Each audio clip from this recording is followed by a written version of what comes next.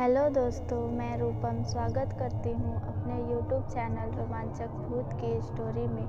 यह स्टोरी बिहार के ज़िला सुपौल में एक छोटे से गांव की है। स्टोरी स्टार्ट करने से पहले अगर मेरी वीडियो आपको अच्छी लगे तो लाइक, शेयर और सब्सक्राइब करें और बेल आइकन ज़रूर दबाएं ताकि हमारी वीडियो की नोटिफिकेशन सबसे पहले आपको मिल जाए। तो चलते हैं आज की स्टोरी की तरफ। बिहार के ज़िला सुपौल के गांव में एक परिवार रहता था।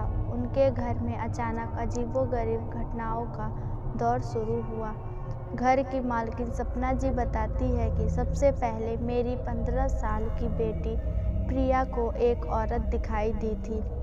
रात को उसके पास आई थी। उसने सफ़ेद कपड़े पहने थे और उसकी आँख नीली और लंबे लंबे बाल थे। उसने प्रिया से कहा कि घर में एक चिट्ठी रखी है जिसकी उसने जगह भी बताई और कहा कि जाओ उसको पढ़ो।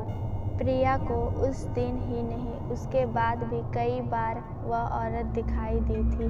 प्रिया ने बताया कि जिस समय वह औरत बात कर रही थी तो उसके पाँव जमीन से ऊपर थे। पहली बार जब प्रिया ने उसको देखा तो वह डर गई थी। उसने यह भी बताया कि हर बार वह उसे खिड़की के पास दिखती है। सपना समझ नहीं पा रही थी कि आखिर कौन है यह औरत, क्या बताना चाहती है। उस चिट्ठी के दौरान सपना इस चिट्ठी के बारे में बताते हुए कहती है, पिछले गुरुवार को मुझे भी वही औरत सपने में दिखाई दी और उस चिट्ठी के बारे में बात की और चिट्ठी को वही होना बताया जहां उसकी बेटी बता रही थी। वह जगह थी रसोई में फायर प्लेस जहां वे अक्सर खाना पकाया करते थे।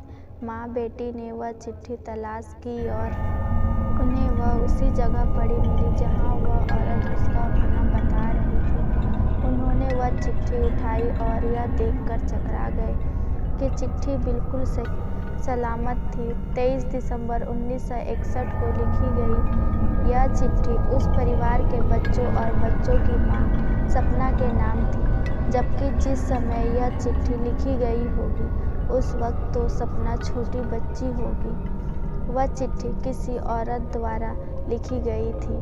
चिट्ठी में उसने लिखा था कि मैं और मेरे पति बहुत दुखी थे, लेकिन हम नहीं चाहते थे कि हमारे बच्चों का कोई नुकसान हो। उसने लिखा, मुझे और मेरे दोनों बच्चों को इस बात से तकलीफ़ होती है जब मैं अपने पति और वह अपने पिता को किसी दूसरी औरत के साथ देखते हैं और इसी कारण मैं जिंदा नहीं रहना चाहती थी। पत्र में उसने अपने बच्चों को लिखा कि मैं तुम्हें हमेशा याद करती रहूँगी और तुम मुझे भुला ना देना। सपना के पति चंदन ने भी उस औरत की शक्ल घर में रखे दर्पण में देखी थी।